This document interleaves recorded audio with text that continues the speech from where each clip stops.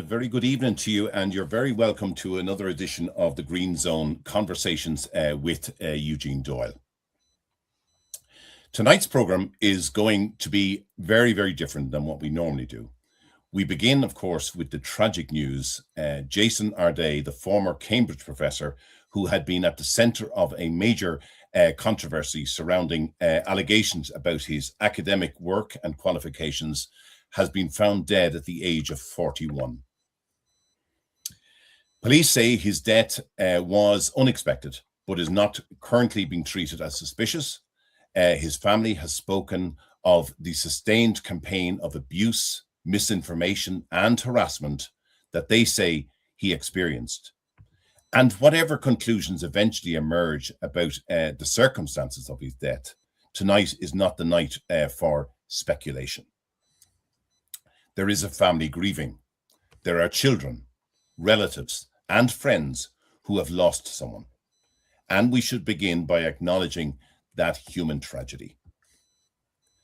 But we also have to ask whether that tragedy means that questions surrounding the Arday affair should now disappear. I don't believe they do. In fact, I think the questions become even more important. Because before his death, there were serious questions being asked about academic work, plagiarism allegations, qualifications, appointments, institutional scrutiny, and the role of diversity, equity, and inclusion, or DEI. Cambridge had begun investigating the circumstances surrounding the appointment and the tenure. That investigation is now taking place against a very, very different backdrop. And tonight, we want to ask, how did this happen? How did an individual with such a remarkable public profile rise to one of the most prestigious academic positions in Britain? Were normal checks sufficiently rigorous? Did the enormous importance attached to representation and DEI influence the way his appointment was perceived? And what does this tell us about the wider culture inside elite universities? Those are difficult questions, but universities are supposed to be places where difficult questions can be asked. And that is precisely what we intend to do tonight. Here in Ireland, when it comes to controversial issues, there is very often one dominant narrative.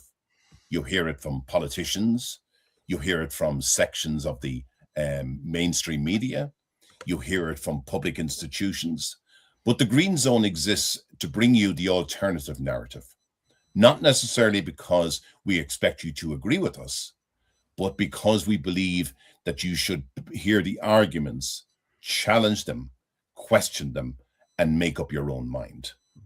And joining me tonight is Rafael Castro, economist, political scientist, and longtime columnist with Ynet and Arut Shiva, and our regular panelist, Marco Alexander, an Irishman who has made Jerusalem his home, an international interpreter, political analyst, licensed tour guide, and commentator with a unique understanding of Israeli society.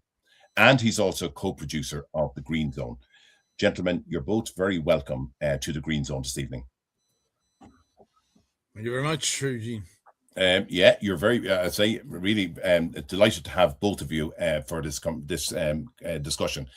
Now, folks, can I just, the listener or viewers out there, can I just ask you to do three things while we're here? throughout the thing, I just want you to share this podcast, please, because by sharing it, we'll be able to bring you even more better content as time goes on. I also would like you to subscribe to the webinar, the GreenZone, and I would also like you to drop any comment or message that you have into the message box, and we will bring it before our guests here this evening. And if it's something that they need to answer, they will answer it. Okay, so that's all of the 3 things I would ask you to do now. Okay, in case anyone has been under a rock for the last week or 10 days, and just to put in context what we're actually going to be talking about here tonight, I want to show you 2 short videos. One was taken in 2023, that's 3 short years ago, when the BBC lauded the appointment of Jason Arday as a professor, the youngest Black professor in Cambridge University in 2023. I play that one first, and let me just see where we go with that. I always felt it was a privilege to have a period of 11 years where I couldn't speak and I couldn't converse in a way that everyone else could, because it allowed me to see things in a different way. Professor Jason Arday was diagnosed with autism spectrum disorder at the age of 3. He couldn't speak until he was 11 and read or write until he was 18. Throughout his early years, his parents continued to believe in him.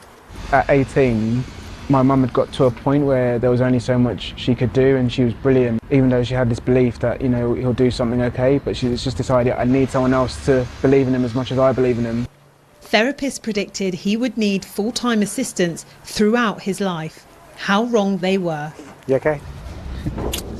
It was this man, college tutor Sandro Sandri, who helped teach Jason to read and write at 18. I'm just so happy for him. I'm speechless, to be honest. But I never doubt a moment they would achieve where he is. Sandro would spend hours of his free time teaching Jason. There's one thing you said to me which I never forgot, and it was when I was 22, and I said to you I was thinking about doing a PhD. And you said to me, it would be the greatest story in the world if the kid who didn't know how to read and write managed to get a PhD. And you said, I think, we can take on the world, or you can take on the world and you can win. And I never forgot that.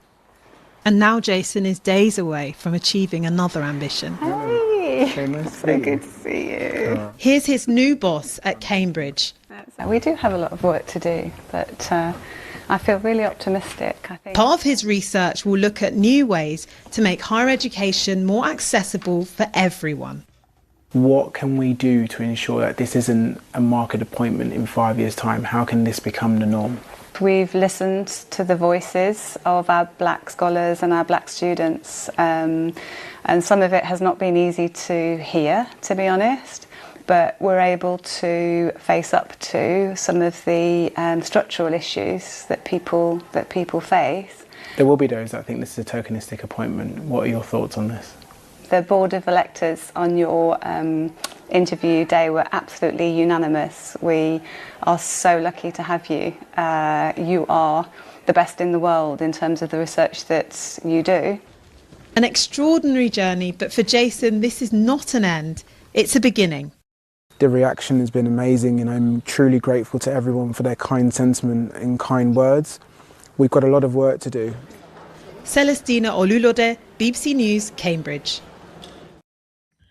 Now, as I said, that was taken 3 years ago on the appointment of Jason Arday as the youngest Black professor to Cambridge University. Now, within 3 years, 9 days ago, 3 years later, this radio interview was done with Nathan Kovnas. Listen to this. This is a story of corruption, of people who knew the truth and covered it up, who used the threat of legal intimidation to silence people, including journalists who tried to tell the truth. Jason Arday, who became the youngest ever Black professor at the University of Cambridge, has resigned following a row about plagiarism. A New Times analysis of the academic's work found that his research contains impossible evidence and is littered with inconsistencies. In his resignation letter, Arday said it should not be mistaken for an acceptance of the narratives that have surrounded him. Accusations of plagiarism in the professor's work were first voiced by the academic Nathan Kofnas, who was sacked from his role at Cambridge in 2024. And Nathan Kofnas is with me in the studio now. Good afternoon to you. Thanks for having me. Do you feel vindicated?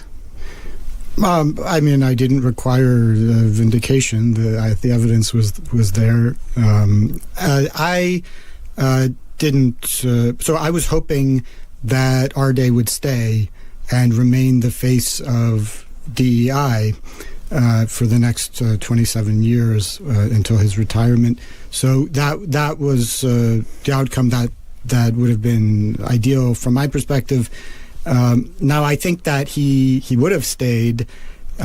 Cambridge flat out denied the plagiarism charge, even though we can see with our own eyes the text side by side, very extensive examples, but they just said no. He's already been investigated. He's been vindicated, and they put out a statement to that effect. And they said that the critics are waging a vile campaign.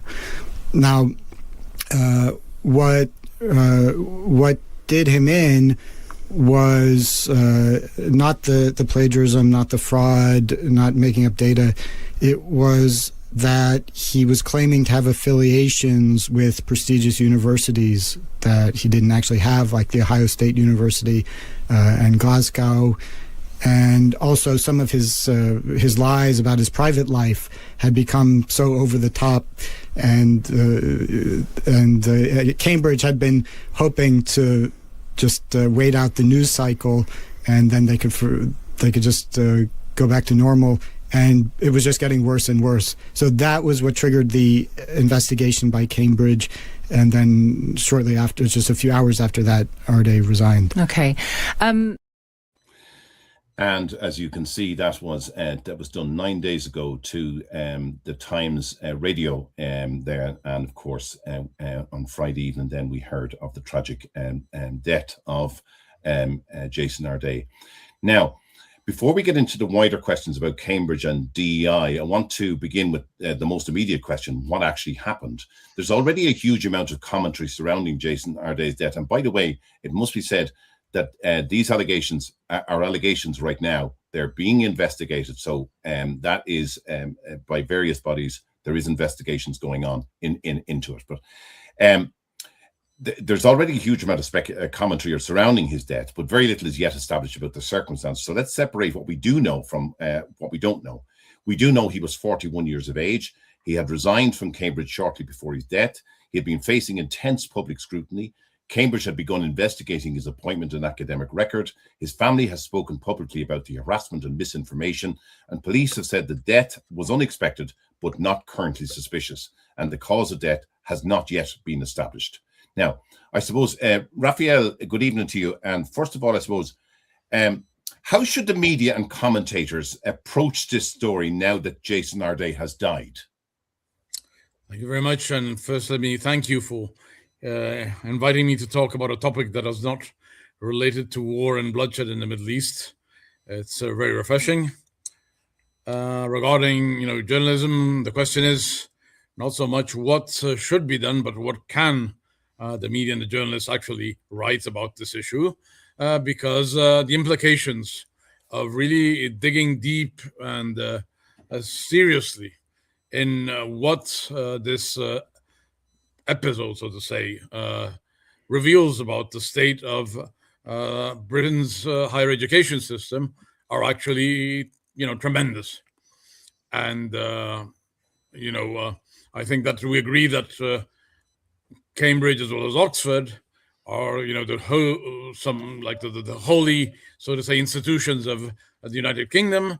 And, if they were drawn into the mud, the consequences would be devastating, not just for these single institutions, but for the international reputation of the nation, for the reputation of its elites, and for the economy, because foreign students bring in billions of pounds into the British economy when they go to study in British universities. And if it's revealed that complete clowns and imposters, attain the highest honors and positions, it's not so clear that all these students are going to flock to study in the UK.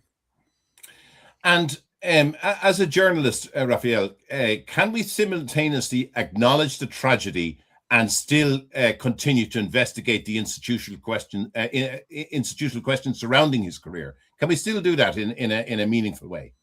I mean, we should, if we can, and if doing so advances one's career in polite society, among everyone whose good name and their connections hinge on the prestige of Cambridge, is another question, and we will see this in the coming months and even in the coming years. And then I suppose another one on journalism, is there a danger that commentators will use his death to make allegations that simply cannot yet be proven? Well, yes, I mean, sensationalism tends to sell, and people love, edgy theories, conspiracy theories. And, there's always a scope for intelligent hypothesis. But I doubt those will be easily published because they're dangerous. On the other hand, cheap conspiracy theories. I mean, I wouldn't be surprised if in the coming days or weeks, the Mossad will be blamed for the death of Arday, because after all, I mean, Jews are always and Zionists are always to blame. So why not? Marco, I know you'd have a view on this. What responsibility does the media have when a major controversy suddenly becomes a story about a person's death? I mean, can you see this being kind of shoved under the carpet, and that that the story now becomes about his death and nothing about the wider implications of these allegations? Well, I think we can say that the media, to a great extent, played a great part in putting this gentleman on a pedestal. So there are a number of ways in which this thing can play out. This, to a great extent, is a reflection of what is happening within wider society. The story is not just about an individual, the breakdown of an individual, the possibility of him having taken his own life. It is something that is happening on a much wider scale. The death of this individual, to a great extent, mirrors a wider societal breakdown. The media, of course, are not innocent actors in this. As you will have seen before, the BBC, to a great extent, put this gentleman on a pedestal. It is hard to believe that the whole affair was not something that was staged right from the beginning. The more one scrutinizes it, the more absurd it becomes. It's like watching an unfunny Will Hay film from 1935. I'm not sure if our viewers will be aware of this film. It was a film called Boys Will Be Boys, whereby a gentleman teaching in a prison practically managed to defraud the authorities into getting him a job in a private school. It's a very amusing film. Unfortunately, what we're seeing here is an unfunny, let us say, a tragic version of this film. It is a theater of the absurd, and to a great extent, the media and other forces within society have contrived to create this situation. And with the left, if you like, the left-wing media, because it's very, very powerful, can public accountability and compassion exist at the same time? Will they try to brush over this and forget about the actual real the real consequences of these allegations?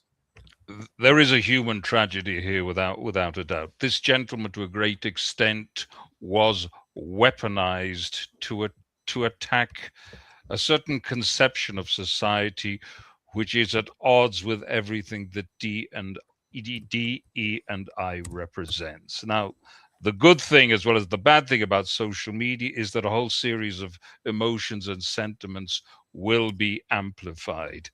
But on the other hand, it does give scope to forces which otherwise wouldn't have been heard to make themselves be heard. And what can happen in these scenarios, that's anybody's guess.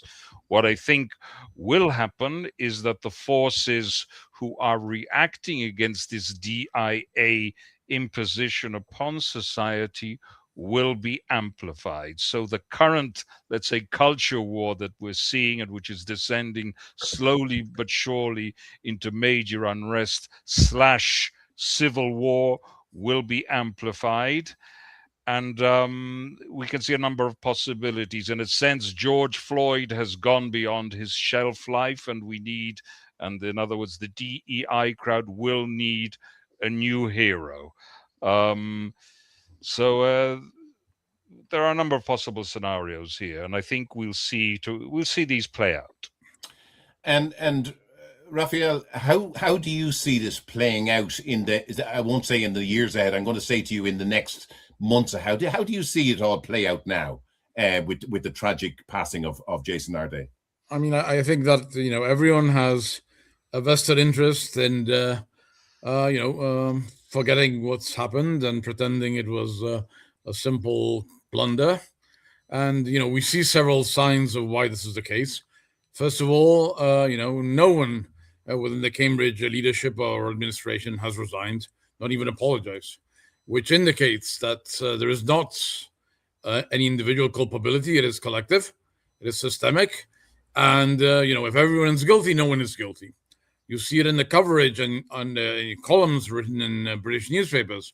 There is general condemnation of DEI, of Cambridge and its the blunders, but there is no, a concrete demand that, the people involved in, this scandal actually, take responsibility and, individually, and not just at an institutional level, make amends for what they've done, because the damage is enormous, not just on the students, not just on the reputation of the university, but also on the reputation of all Black academics, because suddenly, they're all, placed in the suspicion of being, just Jason Arday kind of human beings. Yeah.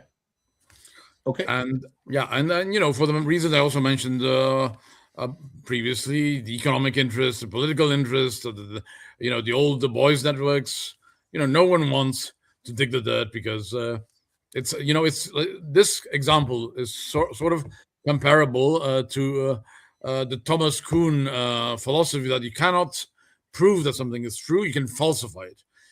Jason Arday was basically the proof that elite universities have become a joke, because it was so obvious to any 12-year-old child that his claims are outlandish, that he was more of a second coming of Jesus than any ordinary human being. I mean, he ran marathons or went there and there. I mean, it's just amazing.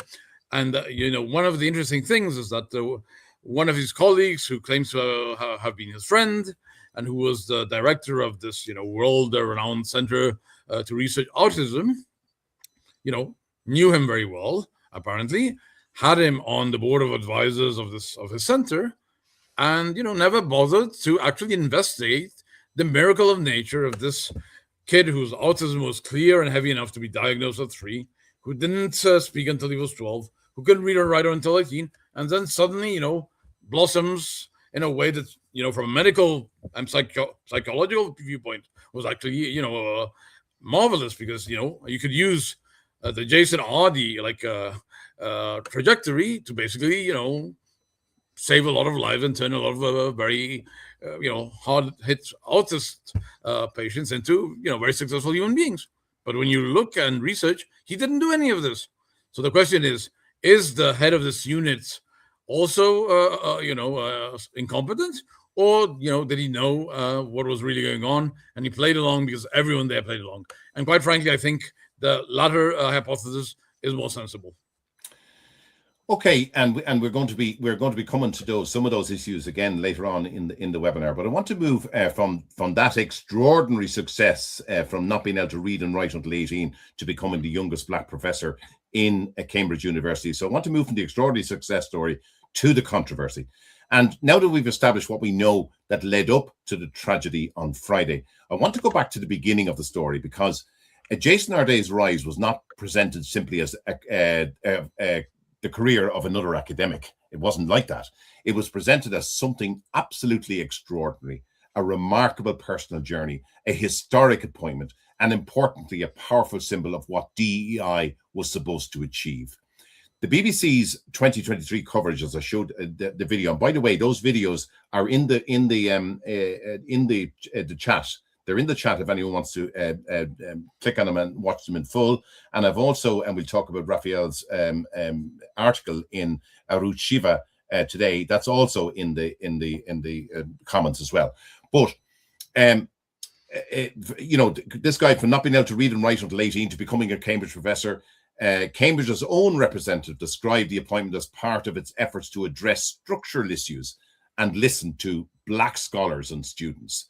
The question tonight is whether his personal journey was remarkable. It clearly was. But did the power, Raphael, did the power of that narrative make proper scrutiny more difficult? It didn't make it more difficult because there was no scrutiny. Had there been any scrutiny, he would have never gotten there. But let me ask you where the scrutiny was. It wasn't, just the fact that he was Black and allegedly, disabled and whatnot, and, from a humble family background. It was also because he was advancing a woke agenda, a leftist, progressive, intersectionalist agenda. Had he been a conservative scholar, with all these, merits, real, not invented, he wouldn't have gotten where he got, because ultimately DEI is not about promoting people from oppressed minorities. It is about promoting people from oppressed minorities who, toe the line of progressive orthodoxy. If you are a conservative Black person, a conservative gay person, a conservative Muslim person, you will be reviled even more than, the straightest, oldest, most disgusting white man. And Marco, when an appointment becomes a symbol of social progress, does it become harder for people inside the institution to challenge it? Well, certainly they would have to withstand peer pressure, because at a certain point, people don't often have the courage to stick their necks out. So this is a very, we see this in many situations. We can look at the period of fascism and Nazism, where ordinary and otherwise decent people were drawn into this mechanism. They unwillingly became cogs in the machine. When your capacity for maneuver is limited and the consequences are very great, people are generally unwilling to take risks when their lives or careers are on the line. Now, another tragedy which I would like to point out is that it consigns these minorities which they desire to help to a sphere of lower expectations. And this is one of the underlying tragedies which this case highlights, because this gentleman obviously was not academic material. Let's be perfectly frank. He had a very poor command of the English language, but on the other hand, he was the perfect, useful Walter Mitty for the plot. I think we need to acknowledge some facts, and we need to position it into a wider strategy of social engineering. It fits very well into a narrative of decolonizing, woke, progressive ideology. And he was a very useful Walter Mitty for this scheme. Now, we do know that Nathan Coffness, we do know that his resignation had nothing to do with Jason Arday, but in a link way it had, because he questioned this whole DEI. He said that he was in favor of DEI if it was, if it did what it was meant to do. In other words, he understood the basis of it. But he wrote an article in Substack later on, criticizing the use of it as far as I remember, by Cambridge, and then that's where his resignation came out. But DEI,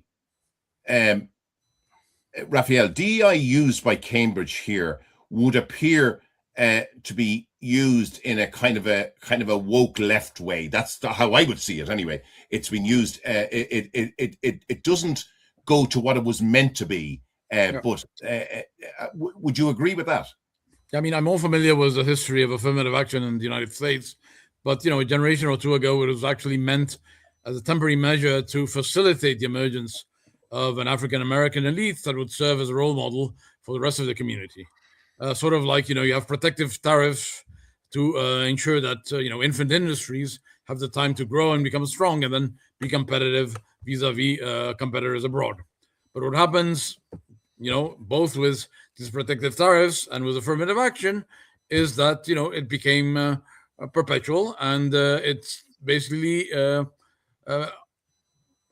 subsidized mediocrity. And it also discredited true talent within minority communities, because when the system basically allows people who are less talented on the basis of race, you don't know who really got where they are because of merit or because they have the right skin color or gender. So this is what happened. But ultimately, I think the left understood something very important, that if you want to maintain domination, ideological, and you're at elite universities that historically have been bastions of so-called white Christian privilege, you need to make sure that at least give the appearance that you're diverse. But you cannot allow real talent to emerge, because if that real talent, arrives with leftist ideals, like many youth enter, economics and politics, but then learn more, mature, understand reality better, and then betray the cause, like, for example, Thomas Sowell, then, you're completely disreputed, because the whole myth based on the fact that, progressive ideology is what is best for blacks is completely discredited when you have black professors who, go from the left to the right, which is actually what a disproportionate number of black academics in America did. I mean, you find relatively few black academics who move from right to left, but you find a much greater number who move from left to right. And that's a big danger. So what do? You basically encourage the success of mediocre figures like Jason because then that they don't have the intellectual skills to understand things that the powers that be don't want them to understand, and especially they don't want younger students to understand. But in addition, because these people have gotten where they are, not on the basis of merit or scholarship, but on the basis of their skin color or their gender, they have a very deep psychological need in order to feel that they deserve the position they're in, that to like exaggerate to themselves and to others the alleged hardships, discrimination, oppression that they endured because of their supposedly oppressed status. And, there's nothing that perpetuates leftist hegemony as much as resentment. And, a mediocre person who is, whatever, disabled, any so-called of these minorities, will by very force of human nature, be leftist. Because if you look at the biographies of really successful black scholars, LGBT scholars, female scholars, the discrimination they faced, which in many ways was much harsher than anything that, people like Jason Arday ever faced, it's a relatively, it's a footnote, because they don't need to celebrate their victimhood in order to prove their value. But someone who's mediocre only has that in order to justify the role and the influence they have, and especially the salary. And Marco, the West seems to become so obsessed with representations that we sometimes forget that the most powerful form of equality is simply applying the same standard to everybody. But just in relation to what you're seeing happening in Western universities, how do they compare with what's going on in Israel? That's a very good question. Israel has not been immune to this, I might add. I think we do have these type of problems in Israel to a greater extent, but within Israel there's a much greater propensity to intellectual inquiry and to challenge, which is something that's in Jewish DNA. So notwithstanding the wokeness of certain academics within Israeli academia, you have a very strong immune system in Israel, which doesn't allow them to penetrate as far as they'd like to penetrate. And indeed, events of the past 3 years have witnessed a pushback against this, because obviously we've seen the consequences of it. But you're perfectly right, it does exist here, and it has caused enormous damage. What saves us is that we have a powerful immune system that can help us withstand and expel, purge the metabolism of this nonsense. Okay, just moving to Cambridge itself and the wider universities and what's happening in universities across Britain, in the West, in Ireland, and all. I believe that this is probably the most important part of this story, because it's very easy to make it entirely about Jason Arday. I mean, we've come from a person who resigned to his tragic death, because he didn't appoint himself as a professor in Cambridge. Cambridge appointed him, and Cambridge and Oxford are some of the two of the top universities that you come across. I mean, they are the ones that people talk about. Now, the university has defended him before announcing an investigation after new information emerged. The material supplied for tonight's program records questions about plagiarism, research, misconduct, qualifications, and the university's earlier handling of criticism. What due diligence did Cambridge carry out before appointing Arday?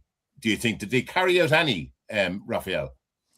It's interesting because I don't know what they did. I can just, I don't think it's, it's a bit sort of contentious to claim that it was very shoddy due diligence, if there was any. But it's interesting to notice that basically the meteoric rise of Professor Arday coincided with the George Floyd affair. When the riots started in America and everyone started taking the knee and students petitioned to, increase black representation, that's basically when, his career took off. So there is a direct line between what happened in Minnesota to what has happened in Cambridge. But this is where it gets very, very important, and the public probably need to know about this, because universities are the institutions that educate our future adults going out into the world, who are going to make decisions for this world in various ways through different academia that they've studied in those colleges. And we're seeing, and we've talked about this before in relation to Qatar financing universities across the Western world. There doesn't seem to be anyone overseeing what our universities are actually doing in relation to where the money is coming from, and who is actually lecturing to our graduates, our people in universities. I mean, that is a real problem, is it not? It's an enormous problem. It's an enormous problem because, as you say, universities should be educating, not indoctrinating. There's no capacity to question. There's no skeptical sense. What we're seeing is education is stretching it a bit. It's a process of indoctrination. Universities have become sausage machines in which people are fundamentally and functionally in mental lockdown. They are in prey to emotions and to tribalism rather than genuine intellectual inquiry. And of course, as you rightly mentioned, there are people who have interest in pursuing and financing this process. Qatar is one of the important actors on the scene, which has been poisoning academia and the world beyond. Not just academia. It's been investing in football clubs. So it's the whole cultural and societal environment which it is influencing, and it is obviously aware that once it can do this, it can gain sway over society. Now, somebody who understood this very well was the Italian communist political thinker Antonio Gramsci. So the idea behind this is to gain hegemony within the cultural sphere and change the nature of society. DEI is not acting alone, it is acting in tandem with the ideology of the Muslim Brotherhood, sponsored by Qatar, but it also involves other Islamist states, and in particular in recent years, Turkey. So this isn't something that exists in a vacuum. There are also other academics that are being placed undeservedly in positions of influence. And I can give an example of another person, namely Arday's Cambridge colleague, a certain lady called Farah Ahmed, who had associations with Hizb ut-Tahrir and Islamist organizations. So there's a lot of knavery going on here. And, Marco, don't forget Tariq Ramadan. Indeed.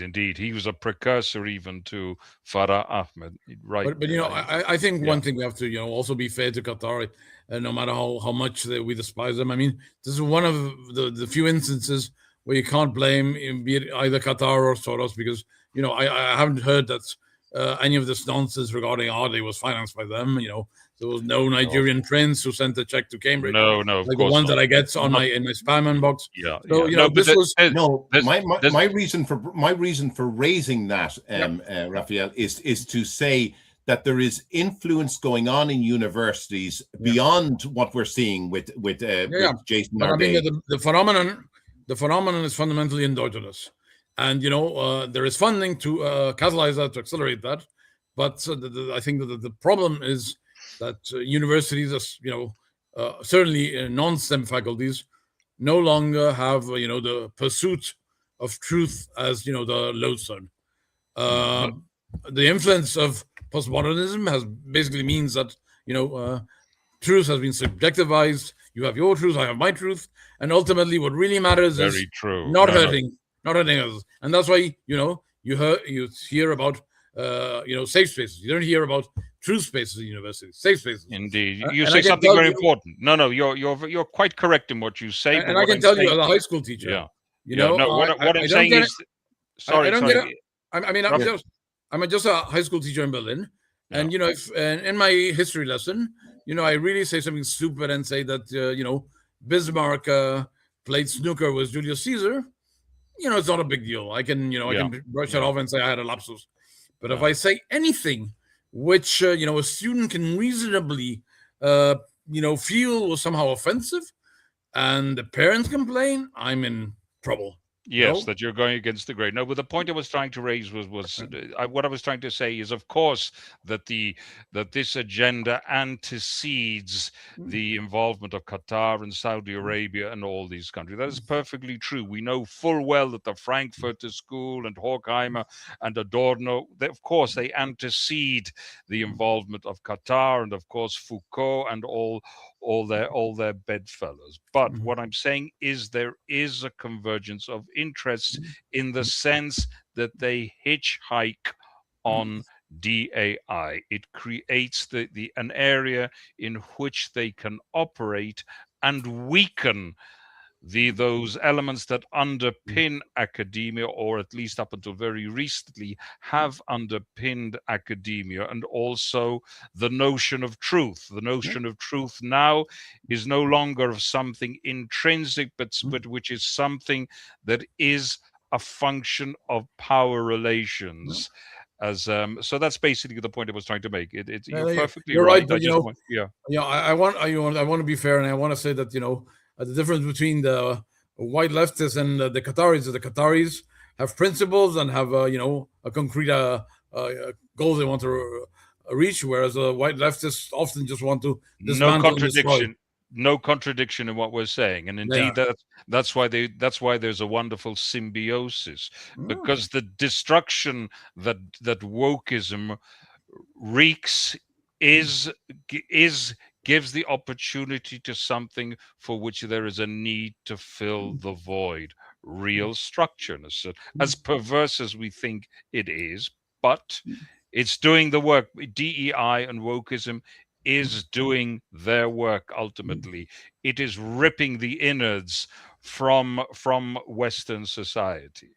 And this reminds me of the dictum of Marx that we will sell to the capitalists a rope with which either we or they will hang themselves. This is what the leftists are doing, because the day the Qatari and Erdogan kind of people take over Europe, believe me, we have less problem than they will. Now, some of the most important people involved in this webinar are our viewers. And I just want to bring you a couple of comments from there. Streams Make Glad says good evening to us all, and good evening to you, whoever you are. Streams Make Glad. And then Otta, who is a regular viewer of our podcast, and a very, very good evening to you as well, Otta. Now, and then what does Aaron Roach, I think it's Aaron Rocca, says he embarrassed himself to death. That's his view. And then we have one here from, Streams Make Glad again. The left has no heroes based on merit. So they create their own version of a hero using DEI criterion. JA was their poster child to feel good and spin a happy yarn. Would that be a fair statement? I think you guys have covered that, haven't you? Yes, I think. No, I think it's too charitable. What was done to Arday by Cambridge is sort of like what European zoos did 100 years ago. They brought Africans, dressed them like half naked next to hippos and lions, and then said, "Look, we have diversity here. It's the real Africa." He was sort of played the same role, like the attraction that made everyone happy to visit, not the zoo, but Cambridge. And then William Wires says, interesting point that DEI promotes mediocrity for the reasons stated. Result is minorities losing credibility. That's actually true. They are losing. Yeah. Absolutely true. It does a disservice to minorities. Absolutely. It does a disservice. Absolutely. And then let's see, just a few more here now. Just Denise Miller, Lisa says, Denise Miller at University of Greenwich with her husband is a DEI lecturer. She invited Arday to her conference last year and then praised him on LinkedIn. That's from Lisa there. Thanks for that, Lisa. And then Otta says, sorry, what is the meaning of DEI? Oh, okay. DEI is diversity, equity, inclusion. Diversity, diversity, equity and inclusion. Diversity, equity, and inclusion. That's what it. That's the leftist. We don't say inclusion. We say idiocy. No, but Otta's Italian. I know Otta's Italian, so she wouldn't have known. It's not because she's ignorant. It's because because she wouldn't know. So it's diversity. No, but I have to say one thing. It's unfair. To assume that only people of so-called minorities are DI scholars and academics. In most departments, everyone is DI because they're not there on merit. They're there on ideological merits. I mean, on ideological reasons. If you're a talented conservative scholar in sociology and anthropology and many other faculties, it will be much harder to get a job, let alone tenure, let alone be published. I had a wonderful time researching the topic of our conversation this evening, and it's just amazing the double standards. The fact that an academic writes a very mediocre book pretending that medieval Andalusia was a paradise where Jews, Muslims, and Christians were basically hugging each other all the time. The book was translated. She got a great position at Yale. whereas another Spanish scholar had the temerity to write a book that, in a very simple but concrete and clear way, showed that Spain, under Muslim rule, was undergoing the same process that was seen in Asia Minor, in North Africa, where basically Christians were systematically either expelled or pressured to convert. So the so-called Al-Andalus, this mythical heaven of coexistence, was a myth, which in different centuries advanced different agendas.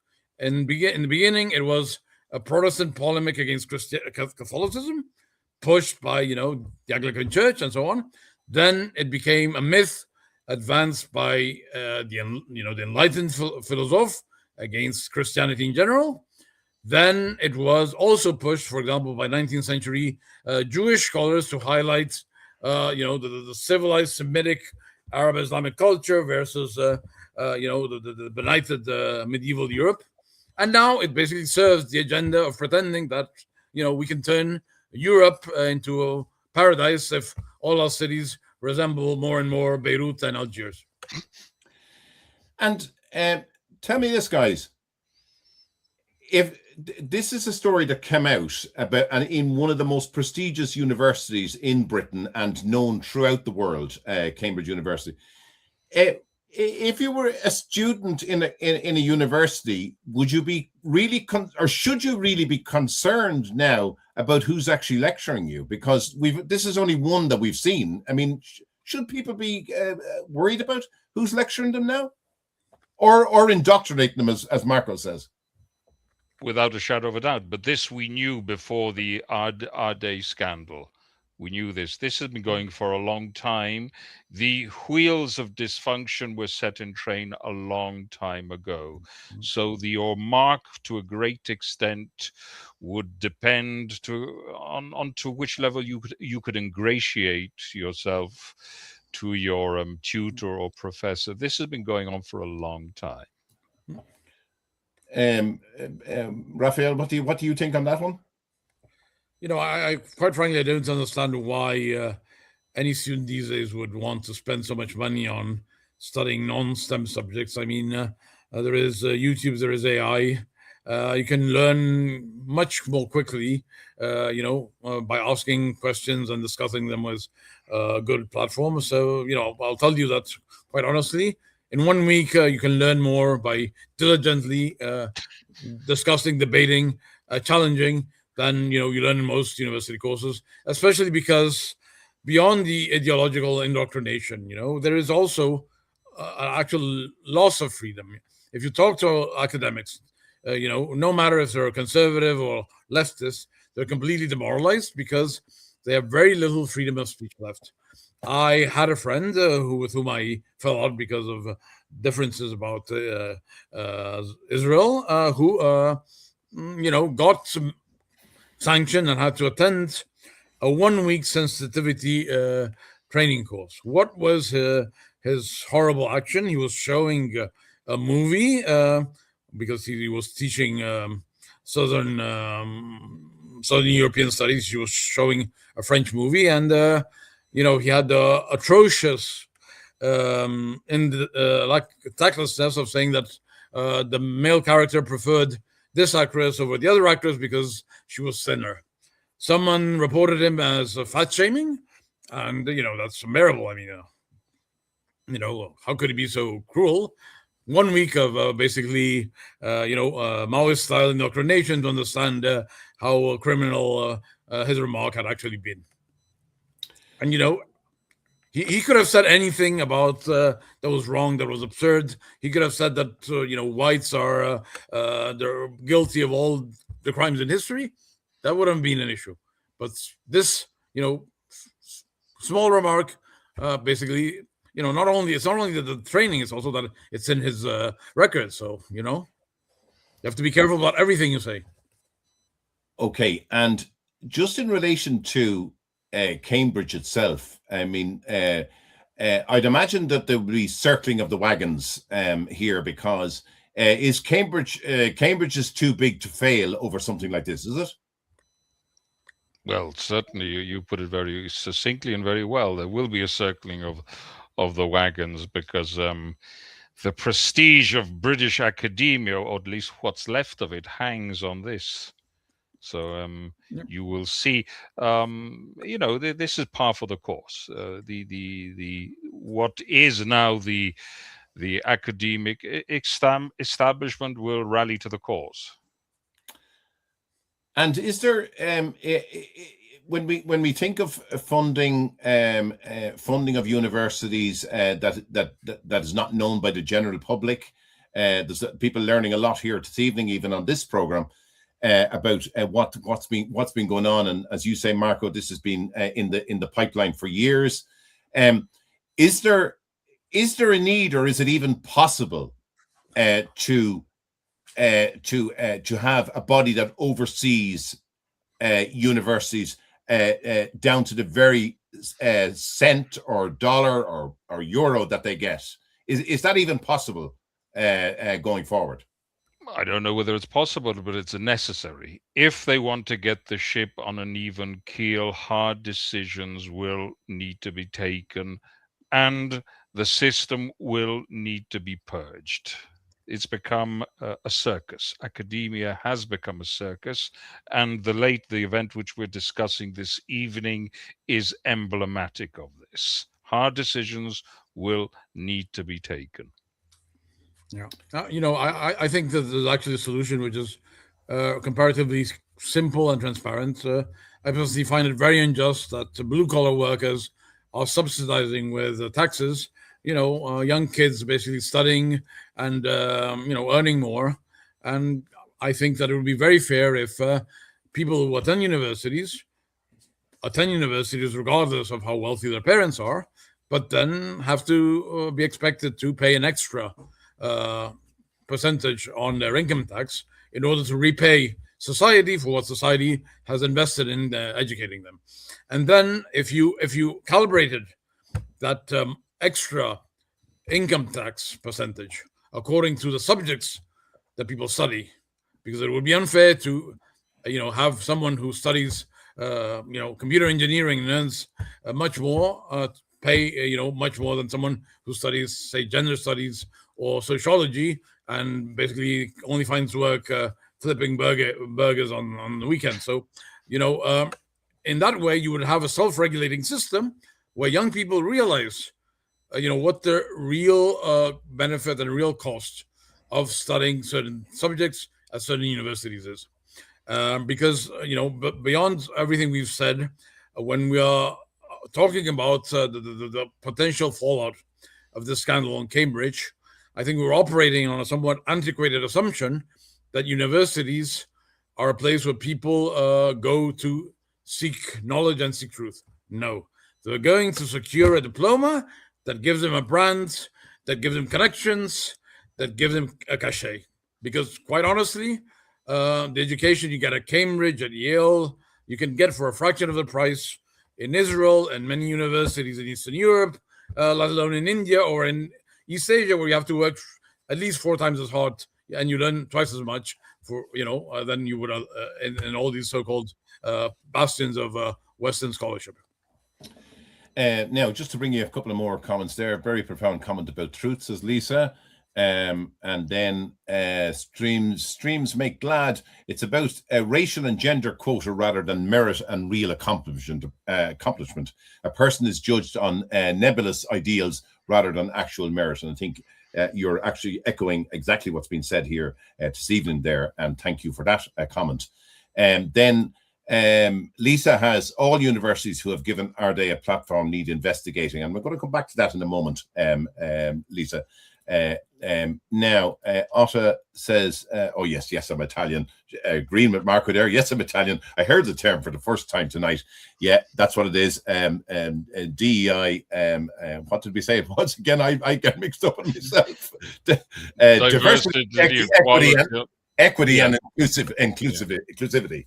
That's what it's about. And I'm sure there's an Italian version of that, Otta, I can assure you. It's not on its own. They put it into practice, I can assure you, in Italy as well. And it is in the European Union. I don't know what to tell you. Okay, and then I confused it. Yeah, okay, that's grand. Okay, that's fine. And then Lisa says Cambridge can't be allowed to mark its own homework. But can we trust anyone to properly scrutinize? Marco is spot on there. Now, I want to just run two things by you here, guys. The people who have been lectured by the late Jason Arday, or if this was the case in any other university where there has been a professor that hasn't been a proper professor, are we talking? Are we talking about Cambridge being the likes of Cambridge being sued? I think they've certainly opened up to that possibility. I think a student would be well within his rights. I think we're talking about a case of fraud here, which is pretty clear. So I believe a student would be well within his rights to sue a university establishment. Yeah. Marco, let me ask you a question. Don't you think the whole issue could be solved if there were a law that said that any candidate for any academic position who can like prove that he was discriminated against on grounds of gender, ethnicity, or any other category not connected to the scholarship can basically sue a university for, say, £1 million. And that would automatically take care of the issue, because no university would want to run the risk of having to pay to all rejected candidates on purely DEI grounds so much money. That possibility may already exist within case law somewhere. If somebody has been defrauded or been debarred for fraudulent reasons, that may already be a possibility. Now, Lisa on our text there raised this. I was going to raise this with Jenny, but she has definitely hitting the nail on the head there. Cambridge surely can't be allowed to investigate itself, and if they're not investigate, who should investigate it? No, you're absolutely right. Cambridge shouldn't be allowed to investigate itself. Absolutely. It's a bit like the situation of the Supreme Court in Israel, where they replace judges with one of their own, where they have an almost monopoly of choices. Indeed, this is emblematic of a left-wing self-perpetuating elite. No, it needs outside auditors, serious auditors, and something that is within the public domain, something that is fully transparent. I have a question. Since Cambridge is basically heavily subsidized by taxpayers, can't there be a case be made that they have to be as open and transparent with their internal emails, documentation, as if they were, an official the institution? Yeah, because if this goes to the very heart of Cambridge's status. Because if Cambridge can't adequately explain how this appointment happened, what does that do to public confidence in the university's other appointments? I mean, this surely would have to go to a public inquiry. Yes, absolutely. A public inquiry, and with a provision for very severe measures to be taken against those people involved in this case of fraud. It's fraud on a grand scale.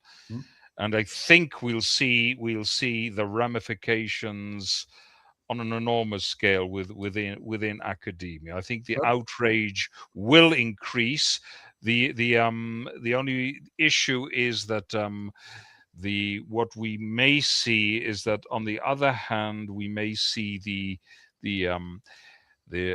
protagonist, or at least the useful Walter Mitty, being transformed into some kind of saint, which may compromise this. But certainly, no, absolutely, this needs to be attended to with great urgency. Go ahead, I'd also like to add that the BBC, for example, that coverage is emblematic of the utter dishonesty and the utter propaganda that they're basically producing on the taxpayers' dime. So Cambridge was obviously fraudulent, But the BBC in this example and many others is no longer a public service. It's basically a regurgitator of one-sided propaganda.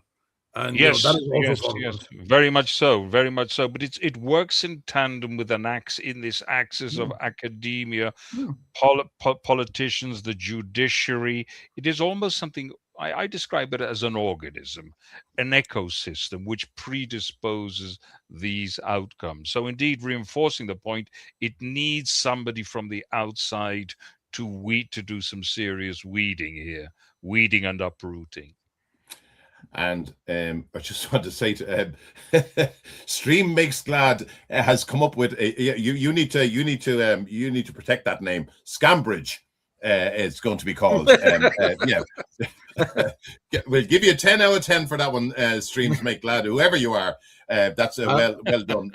Well done. Patent the name. Patent the name. Yeah, patent it. Exactly. That's exactly the thing to do with it. So that's it. Yeah. Now, okay. I want to move to this the DEI part of this because this is the elephant in the room. The subject that makes people uncomfortable, of course, the subject that can turn an academic debate into a political argument almost instantly. And we're talking about, just to be clear for everyone, we're talking about diversity, equity, and inclusion. And let me be absolutely clear. Nobody should oppose equality or opportunity. And I don't even think our guests are saying that. Nobody should be discriminated against because of race, sex, disability, or background. But that isn't really the question that we're asking here tonight. The question is whether some forms of DEI have moved beyond removing barriers and into actively privileging identity. And if they have, what happens to merit? The material supplied for this program captures precisely that criticism, that while equality and inclusion are admirable principles, critics argue that DEI can become focused on race and other characteristics and can create different expectations or standards. Has DEI become too powerful in universities, guys? Has DEI, sorry? Has it become too powerful inside universities? It is a function of an agenda. Indeed, it has become too powerful. It should be removed. It has no purpose. It is part of a political agenda to reshape society in the image of its proponents, namely to rip up all the assumptions on which Western society was built. This is the agenda. This is the agenda. It doesn't function in a vacuum. It doesn't function on its own. There are convergent interests. The interest is to transform society from within, for it to collapse and to implode. Raphael? Eugene, let us break down what DEI means. Stands for diversity, right? Imagine that the D word were interpreted so that universities would basically promote diversity and prioritize gay Catholics, disabled Catholics, Black Catholics, Hispanic Catholics, diversity, but where everyone is basically expected to be Catholic. Would that be diversity? It's a rhetorical question. Yeah. No, so it looks so absurd because the counter example is absurd. But what is happening is exactly the same thing. You have like this apparent diversity in form, but the content is the same because they're all leftists. Okay, yeah. What about equity? Is it equitable to have a university where Catholics are advantaged just because they're Catholics? No. Is it meritorious that you're basically only having different kinds of leftists? No. Is it inclusive? Yes, of course, of leftists. But is that something ethical, just, democratic, liberal? I mean, I'm just So the problem is not DI in itself. I mean, the words are wonderful, but the sort of cynical distortion of their actual meaning to basically advance policies and goals that are completely contrary, both in substance and in spirit, to what DI should actually be about. It's absolutely it's abuse of DEI. That's really what it is. It's sort of like so like the Nazis. They have beautiful words for some of the things, like they called one of the concentration camps the Jewish state. What's more nice than a Jewish state? But it was horrible. And I'm not comparing DEI, of course, to Nazism, but I'm saying that it's a cynical sort of grotesque deformation of noble ideals and noble goals. And Marco, is part of your point as well, is that DEI, when you start taking in having DEI for people with disabilities and all this, and don't get me, I think lots of people with disabilities have abilities as well. They surely have, and people have. There's many people who have really gone the extra mile with people and with disabilities, and those people have excelled in ability. Now, but what are we looking at? What we're looking at here with DEI as it's been abused is that it's what do you call it? Reducing the level of education to the lowest common denominator. Oh, certainly, you're absolutely right. But what is happening here is something more interesting. There's a sleight of hand here, and it's working on an emotive level whereby DEI is conflicted with an infantile notion of justice. This is what's happened. DEI, in a certain sense, in a very fickle sense, and for the addled minds that are its proponents, is conflated with a notion of justice. Okay, this is the absurd thing. And indeed, it dissolves any notion of justice which we have hitherto understood as being justice. Merit. It disappears from the equation. I mean, let us remember, you mentioned disabled, Stephen Hawking. Okay, he was disabled. And in a way, he benefited from DEI, not in the sense that he got the post he got because he was disabled, but because they probably made accommodations for his situation that, previously might not have been made. But, nowadays, DEI, in theory means that someone like me who, officially is 100% disabled, in reality, perhaps even higher, would get, shortcuts to a master's in physics, to a PhD in physics, and then become a professor in physics, even though, I barely scraped through a B in my GCSEs in math. So this is the outrage that, you're basically promoting people who are actually completely not only not suited to certain posts, but actually, wasted, because I'm much better as a high school teacher than teaching physics, at a university in the UK. So, you're like, I mean, there's nothing worse in life than feeling like a beggar, than feeling like you owe, you have something you didn't deserve. And the DI nowadays is all about basically, subsidizing resentment, subsidizing mediocrity, subsidizing failure, so that these lovely people in the administration can take photo shoots and smile before the BBC and pretend that their universities are inclusive inclusive and all they've complied with all DEI, even though it means nothing.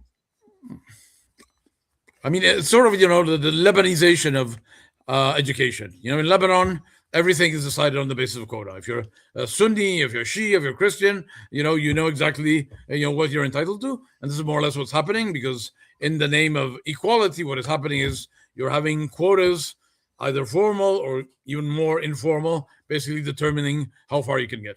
If you're a young male scholar and, you're not transsexual, you're not disabled, there are entire departments that you have no future in, because you'll always be ranked last just because, you were born with the wrong genitalia. But isn't it also the abuse of DEI? I mean, I'm just going to give you just something that wouldn't happen. Well, we don't know, but if I was missing an eye and I was missing a leg or an arm, I should still be able to become a pilot.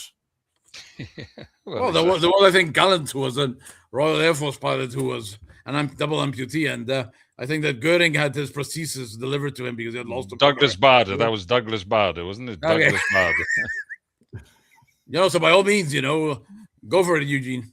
But isn't that the ludicrous situation that we're in? Is that if anyone hasn't got is not up there with the level of a pilot, I'm only using that as an example. That they're not equal. They're not equal. They're class under this abuse of DEI. They're not classed as equal, and they should be. Is that what we're talking about?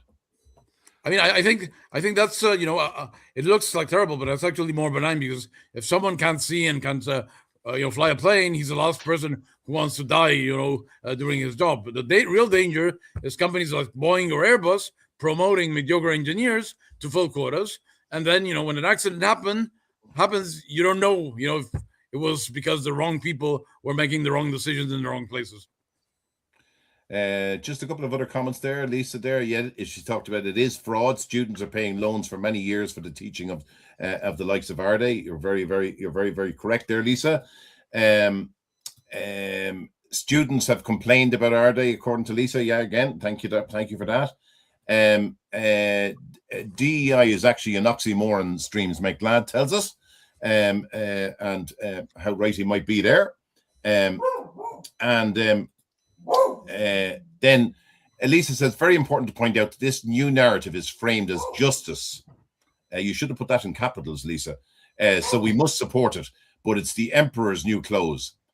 Yeah, I mean, she couldn't have said it better, could she? Absolutely, it's in a nutshell. Eugene, ask our audience to give some pushback. They're not supposed to agree with us all the time. Yeah, would someone come in? Yeah, exactly, Rafael. Would someone come in and disagree with what we're talking about? Why didn't you invite anyone from Cambridge tonight?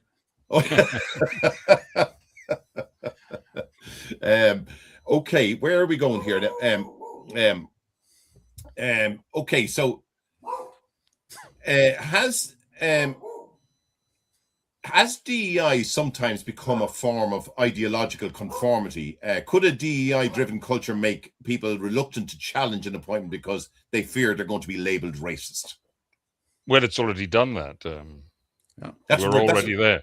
We're already there. Eugene, of course, but I don't care. I say I'm in Germany. I say that I hate foreigners, but it's my right because I'm also a foreigner. So it's okay.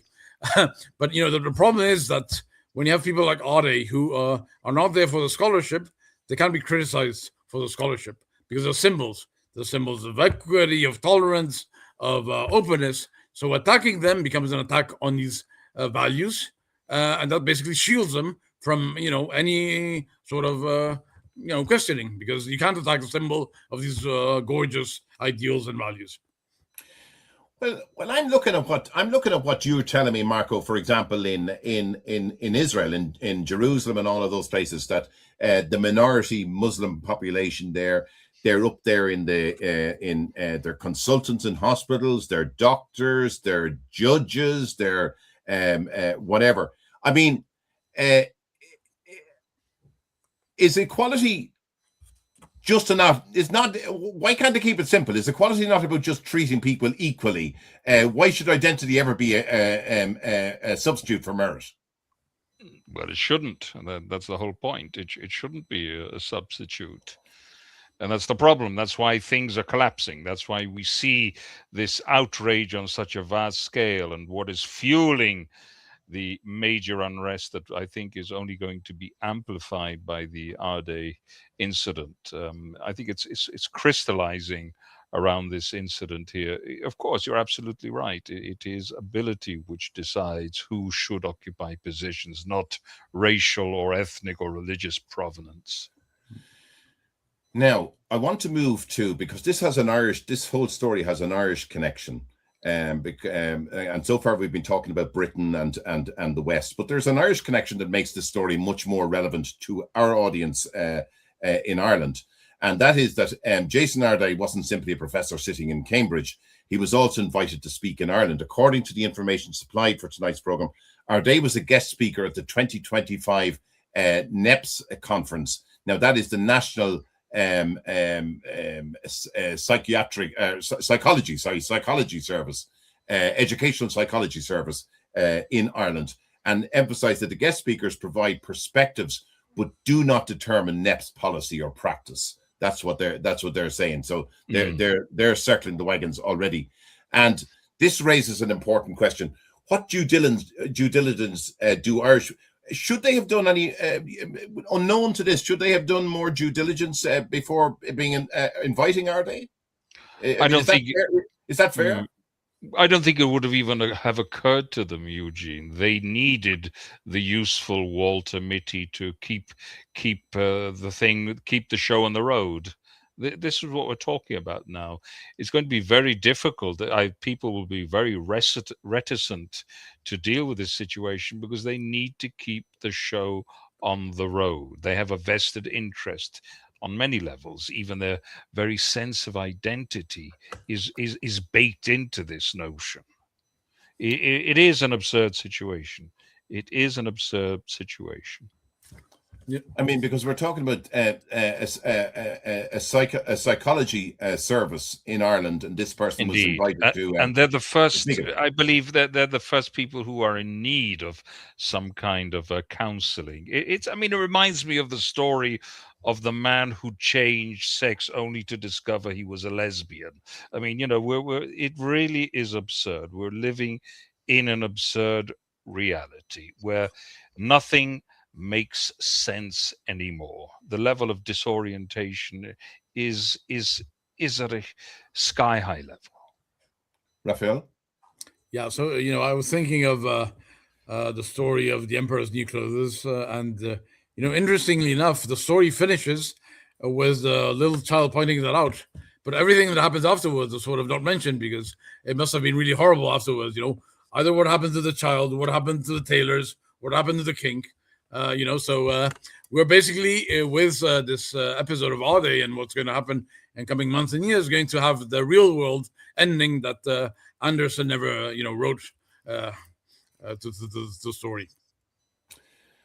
And if this is a lesson for any organization in Ireland, Marco, if this is a lesson that the vetting of who they're bringing in to talk to or indoctrinate their audience, greater vetting will need to be done if that's and indeed around Europe.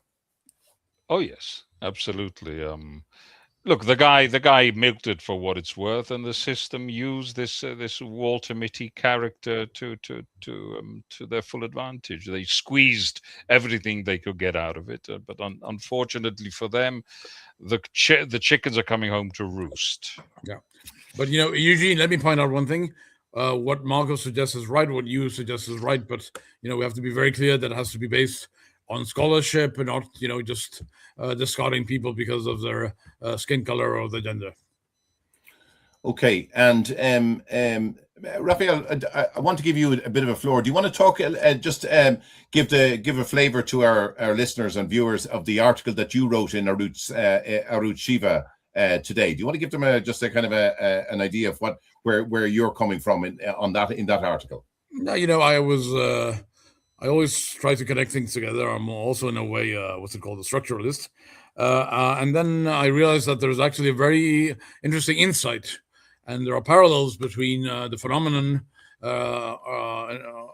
involved in the Jason Arday episode and in, the position of the world's establishment, media, academia towards this role.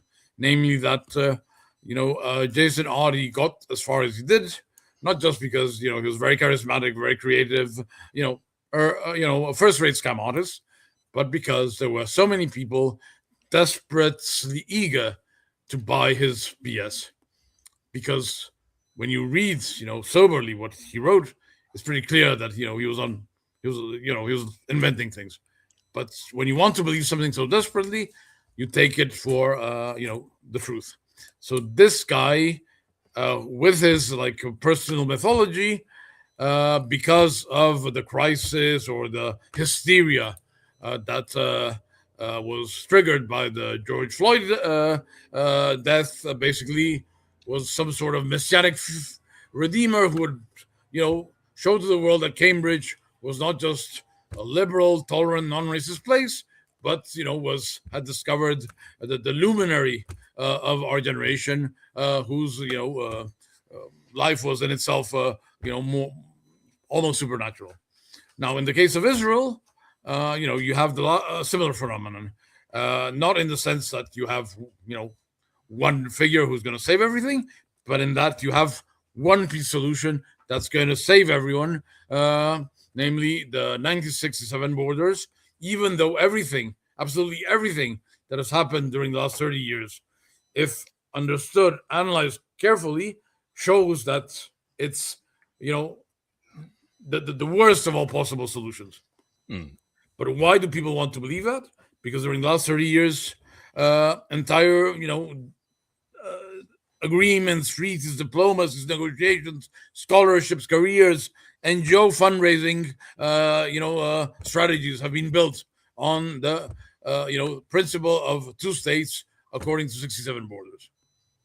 And for people who have invested so much time, so much effort, so much money in this, principle, which by now has a purely dogmatic value, it is very hard to, renounce to this ideal. And most Israelis gave it up just 2 years ago after October 7th. Even though, quite honestly, if you look at everything that has happened in the 80 years, it's hard to square with the myth of Jewish intelligence that they only realized this 2 years ago. But for those who are not in the front line, who do not have to fear having missiles shot at them from a few dozen miles, this is not something. October 7th wasn't enough, because it was an abstraction. I mean, yes, the images were awful, but many things in life on TV are awful. So what happens, even though the 67 solution has failed, you want to save it desperately. And the only way to save it desperately, after Hamas, which was entirely sovereign, in control of 1967 border territories, which Israel had completely evacuated, was to say, okay, Hamas did something horrible, but hey, it's not the problem is not the 67 borders that were in place around Gaza. The problem was, so-called Zionist apartheid, supremacy, genocide, ethnocide, whatever, because that allowed the whole myth that the 67 solution is still viable to live on. And the more it didn't live on, because of the horrible scenes of carnage we saw in Gaza, which were primarily due to the fact that Hamas never agreed to surrender the hostages, liberate the hostages, the more, Israel and Jews were blamed and are blamed for, everything that's wrong in the Middle East. Because obviously, it's the 67 borders that Israelis now don't want to accept, that are responsible for everything that's wrong in that area of the world. Marco, do you want to say anything on that, or are you happy enough with? Yes. It very much fits in with the nature of our conversation this evening, where truth no longer subserves the notion of truth, rather it subserves power relations. Okay, that is the conception of truth, which is expressed in what Raphael just says, because people are exposed to information which is strictly controlled. And there's another element there. They are also indoctrinated in such a way as not to be able to join the dots. And this is what's happening on an increasing scale. And we see this, the Arday affair is emblematic of this state of affairs, so much so that people, it is, I believe, that moral collapse, and I think morality comes into it, moral collapse results in profound psychological issues. And in the case, I've coined a phrase which I think describes what we've seen on a grand scale in the past few years. I call it palifrenia. Palifrenia, I believe, describes what's going on, where we see mental collapse, which incapacitates people and indeed is a mind-addling affliction. By the way, there's somebody who wants our our details here. Lisa, I'm going like to comment to them now. So, first of all, Eugene, could you put up the link to that Irish Ed? That's up there now.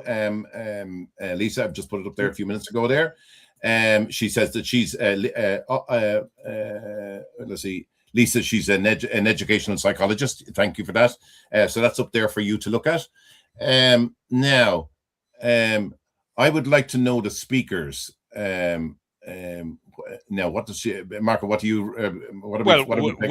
We're easily traceable. If Lisa looks us up on the internet, she will find us and our contact details. My name is there, Marco Alexander. She can do a search with Tour Guide Israel, and she'll get all my details. And Rafael Castro is also omnipresent. No, I mean, Eugene, please send her my PayPal email, okay?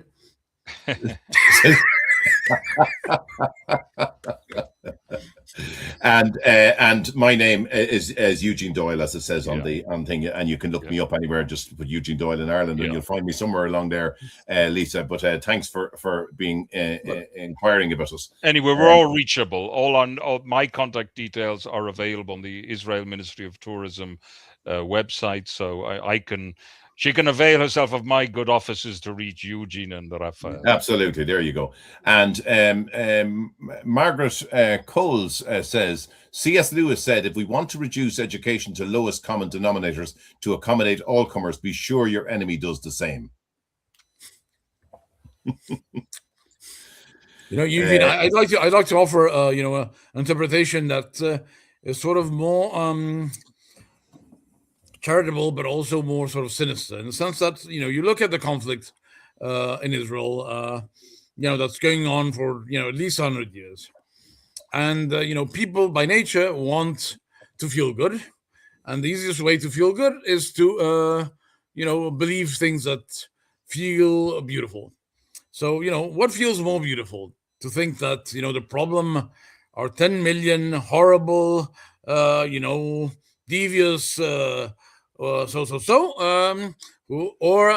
the problem are, in the best of cases, 300 or 400 million people. What's easier to deal with psychologically, emotionally? And I think that's one of the, in the allures of anti-Semitism, because you can concentrate the blame of so many problems on such a little people that it's very satisfying. You don't have to blame everyone else. You just have to blame such a small cohort. I was talking to my friend. I was saying, as an Italian, I kind of feel sometimes envious of Jews because, the worst we can get is to be like mafiosi, gangsters. But, to run world finance, to manipulate everything that the governments do, to be guilty if the pipes leak in Odessa. I mean, that's truly amazing. Yeah. And you guys are responsible. Marco, you need mother laugh. I know you guys are responsible for climate. I know. But you're responsible for climate change and everything. So look, I don't know what to tell you.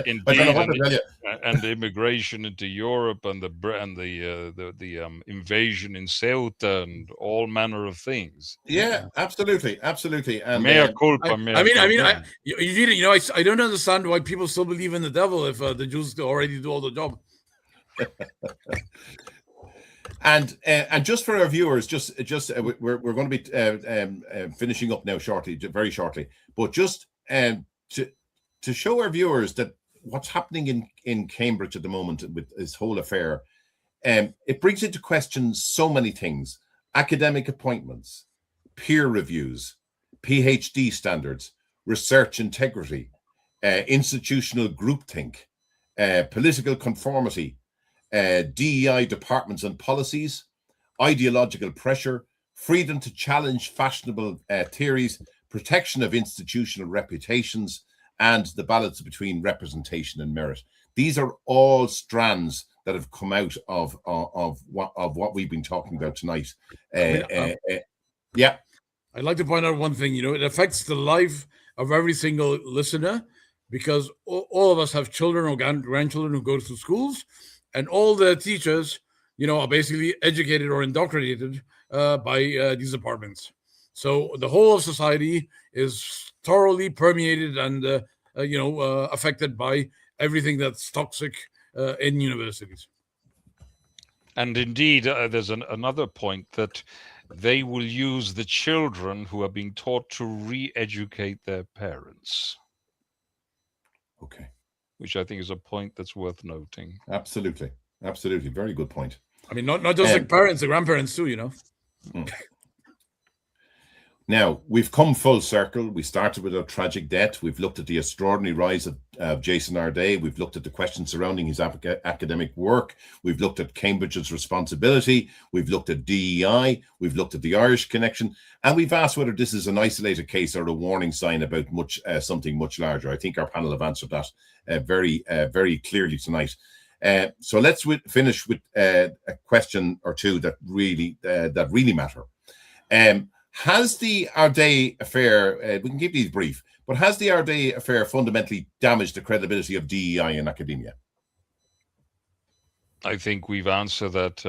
It is a disaster for the proponents of this idea. They will, of course, try to resist it, but it's been discredited. It should have been discredited a long time ago.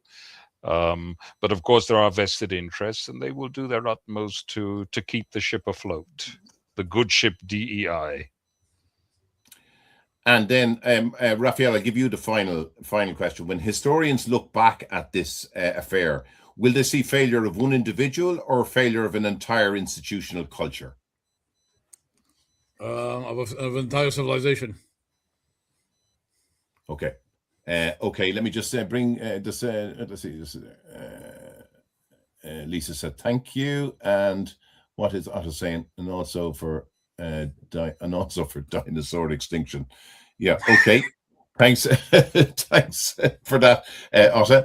Okay. Look. Wait. Let's see. That brings us to the end of this evening's program. First of all, I want to thank our viewers for engaging. There's such engagement there tonight. From our viewers, and thank them for joining in. And please share this podcast, subscribe, and of course you can still put comments in at the end of it. We look back at these on these things to see viewers and what comments are put up, and if there's something that we need to address at another Green Zone conversation, we'll do that. But that brings us to the end of a very difficult and very important edition of the Green Zone Conversations with Eugene Doyle.